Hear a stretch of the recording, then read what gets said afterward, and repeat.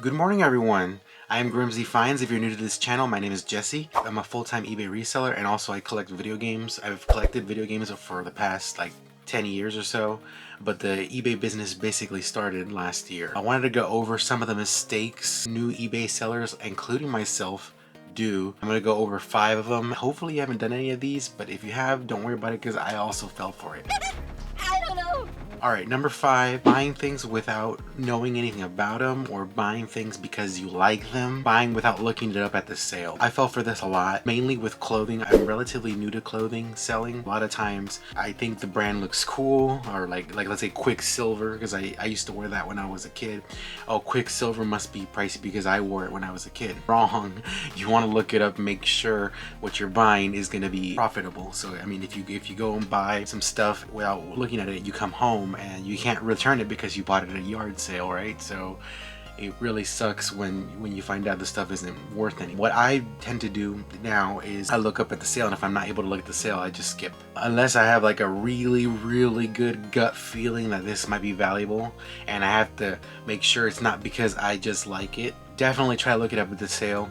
And another tool I've been using, and I don't this is a little bit extreme, I've been dedicating 3 hours a week to learning about what stuff sells on eBay, seeing, starting from high to low, going from there. So I've learned about helmets, I learned about baseball bats, I've learned about Funko Pops, I learned about a couple things, I have some sort of an idea. I also take notes on my phone. So again, this is a little bit excessive, but this is something you can do if you are a full-time reseller and you are wanting to know what to buy without looking it up. So you can always reference your notes or whatever, so people don't see you scan, etc. Because a lot of people are that's what they're afraid of, is the sellers seeing them scan and then going, "Oh, you're a reseller. I'm gonna charge you more." Typically, that's not the case anyway, but that's why that's my number 5. Number 4, not knowing how to pack something when you buy it, or even worse, not knowing how to pack something and you're shipping it the next day. So this is an issue I've ran into myself. Those Rock Band drum sets, the guitars, super fragile item. Like, how am I gonna pack this? I don't know how I'm gonna pack this. And that's the incorrect way to go about it, because it is not the buyer's fault that you don't know how to pack it, because you're charging them a certain amount, and with that certain amount, because they want the item shipped safely and swiftly. So you can't just expect to throw it in a box and get there safe and sound. So what I tend to do is, picture how am I going to ship it. So obviously video games, like, it's super easy to ship, and clothing as well. Clothing can't get damaged, clothing can't get broken. Video game, most of the time you either put it in a small box or a bubble mailer. Those things are easy to figure out, but like Rock Band sets or fragile items, even action figures can get damaged. So you want to make sure you have an idea of how you're going to ship it. A lot of times the bigger size items is what causes the issues in this number. Typically you can get away with a 12 box, and you can resize it or whatever. That stuff can get dimensional, and that's what you don't want. So let's say you offer a Rock Band set, you set a size of 12. Well, you messed yourself up, because Rock Band is definitely long, a guitar or the drum set, and it should not go packaged in a 12 boxes. It's not gonna fit. It can go UPS, and UPS is a lot cheaper. So just relying on priority or ground advantage for USPS can get you buying a lot of things, but when you get to the dimensional sizes past 12, that's when it's gonna be very expensive to ship. So know how you're going to ship something before you buy it, or even more so before you list it, because once it's listed, anyone can buy it, and then you're locked in once they buy it. That's why that's my number 4. That should be wide enough. Not looking at sell-through rates. So I fall for this all the time. I still fall for this.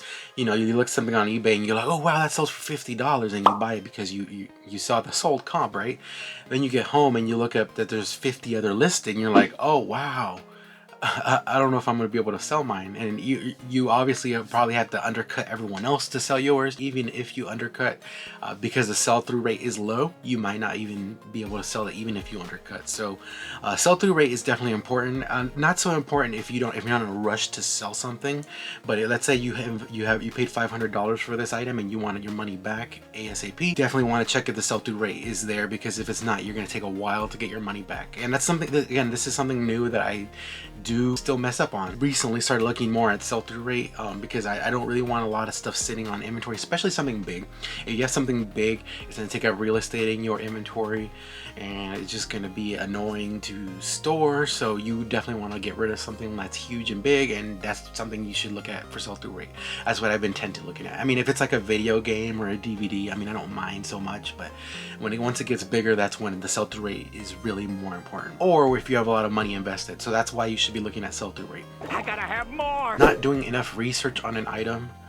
What I mean by that is, let's say you listed an item and you listed it for 50 bucks because you saw a recent sold comp for $50. Once you listed it, sold right away. I mean, you got your money back, right? That's no problem at all. But a couple weeks later, you look it up and you see someone else sold it for, $100. That's $50 you missed out on. And that's what I mean by research is eBay actually has a research tool called Terapeak, and Terapeak allows you to look 2 years back on an item. So even if you have any doubts on the price you should be asking, definitely a useful tool is Terapeak. Now let's say you look at an item and it's not on Terapeak, you can take it one step further. You can go on WorthPoint if you have a subscription. I only really recommend WorthPoint if you're a full-time reseller, because if you're a part-time reseller, it might not be worth the time. It costs $30 a month, which is a lot. So only if you are a full-time reseller would I recommend that, but that's another step further. You can find it on WorthPoint, and if you can't even find it on WorthPoint, there is Facebook groups that can tell you, that can point you in the right direction. Research is definitely essential before listing. Another reason why you should research is because, let's say you listed an item that you thought was this brand and this model, but it ends up being another brand, another model. Now the buyer can open an item not received case. So both of those reasons is why you should be doing enough research, because if you don't, it could either cost you money, or it can cost you money and leave a negative feedback on your account. So that's why you should be doing some research. And the last one is like a combination, not taking enough time to write out a detailed description, or taking enough time to take a detailed pictures of your item, not inspecting the item before taking pictures and listing. So these are all my number one. These ones right here are essential, especially when you're listing an item. You want to make sure that it's accurate and the description is accurate and then the pictures are accurate. Like if there's a crack on that item, you need to make sure you take a picture of that item. If there's a tear on that shirt, you definitely need to make sure you take a picture of that. Stains, etc. You want to make sure that it's accurate, because if it's not accurate, your buyer's not going to be very happy. What I do especially is I usually notate the damaged pictures in the last picture, and in a description I just say this shirt has a tear, this shirt has a stain, please see the last picture. The last picture is easier for the buyer to know where to find it, and just disclose that it's on the pictures. The buyer can look and see. Since the buyer can't physically hold the item and look and inspect it themselves, they are relying on you to have the accurate description and also accurate pictures so they can get an idea of what the item is and if they want to buy it. I do have a negative feedback still to this day. It's gonna expire in February, I believe. I bought something at a bin store and the bin store says that it was new, and it wasn't new. It turned out to be used. I didn't inspect it because it had the original packaging and everything. I just expected it to be new. Definitely my mistake as a newbie. Again, February is when I first started out reselling, so I was lazy or didn't know exactly how detailed I should be taking pictures, and I definitely learned from that negative feedback. Unfortunately, negative feedback cost me having that stain on my account for a year, but I did learn from it. Definitely don't want negative feedback. Negative feedback stays for a year, but if you do get negative feedback and it's related to something you didn't do, the experience and learn from it so you don't do it again. Anyways guys, hopefully you guys enjoyed my 5 mistakes I've done on eBay. A lot of other people have done them, I'm sure. If you've done any of these, let me know in the comments below. Also, let me know if there's a mistake I didn't mention in this video. I'm definitely interested to know and want to learn from, especially if it's something I didn't mention in this video. And also, people watching this video can benefit from that comment probably. Notate that below and I'll be reading. Anyways guys, thank you for watching. Remember to comment, like, and subscribe for more videos. Follow my Instagram @GrimzyRaider. Thanks for watching, and we'll see what I find next. Thanks guys.